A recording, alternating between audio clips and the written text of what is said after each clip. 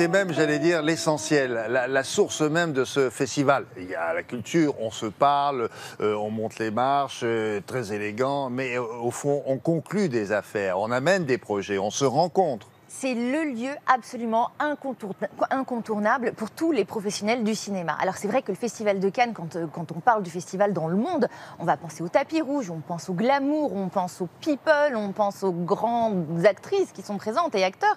Sauf qu'en réalité, le festival, c'est aussi et surtout la quinzaine du marché du film, le lieu où chaque année, près de 12 000 professionnels du cinéma se rencontrent. C'est le lieu, il est impossible de ne pas y être quand on travaille dans le cinéma. 12 000 professionnels 12 000 professionnels. Alors, 12 000, les chiffres sont effrayants ici.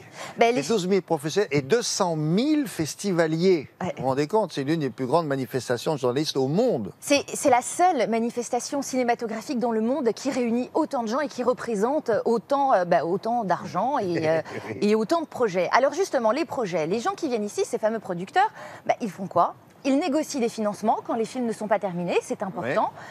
Ils viennent pour présenter des films en cherchant des distributeurs, donc à vendre des films, ou alors évidemment à acheter des films. Alors comment est-ce que ces rencontres se déroulent? Comment est-ce qu'ils s'organisent pour vendre, acheter? Eh bien nous avons rencontré monsieur Jérôme Paillard, qui est directeur délégué du marché du film, et il nous a apporté des réponses.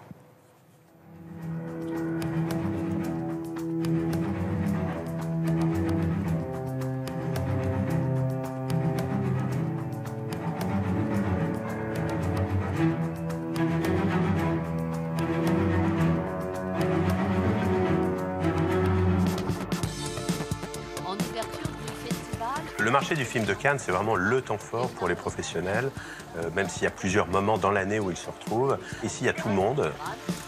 Il y a également une image et une dynamique générée par le festival qui est absolument unique. Ce qui fait souvent dire d'ailleurs à des gens que s'ils ne viennent pas, on va interpréter leur absence, on va se dire « Ah, mais ils ne sont plus dans l'industrie, ils ont des difficultés ». Et donc c'est vrai que c'est un moment extrêmement important de visibilité et de business.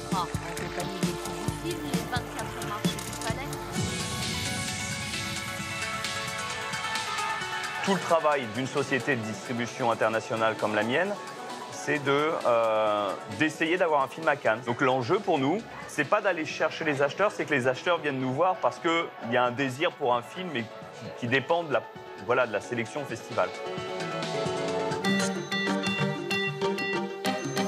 À Cannes, il y a, je dirais, vraiment deux types de transactions. Il y a tous les projets, et en fait, c'est peut-être la partie la plus importante en chiffre d'affaires, et qui sont prévendus, coproduits, ou simplement on commence à en parler pour préparer les acheteurs quand ils vont être terminés.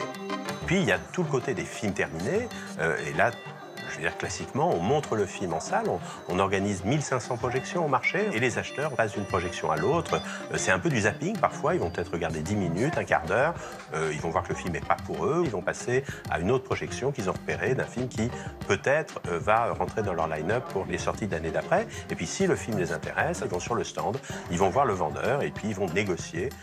Évidemment, chacun va essayer d'obtenir le meilleur prix pour lui.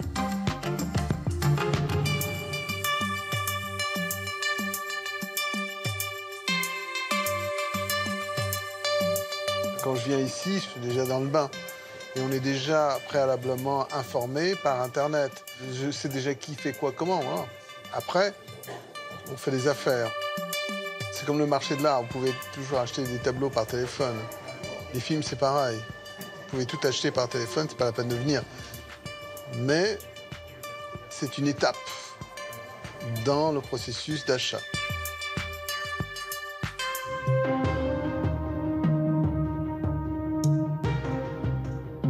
C'est effectivement extrêmement important à la fois pour les vendeurs, puisqu'ils réalisent à Cannes une grosse partie de leur chiffre d'affaires annuel. On évoque le chiffre à peu près d'1 milliard de dollars quand même de chiffre d'affaires généré. Et pour les distributeurs de l'autre côté, alors eux, ils dépensent de l'argent, mais c'est là où ils peuvent vraiment assurer leur approvisionnement en films forts pour les années, les 2-3 années qui viennent.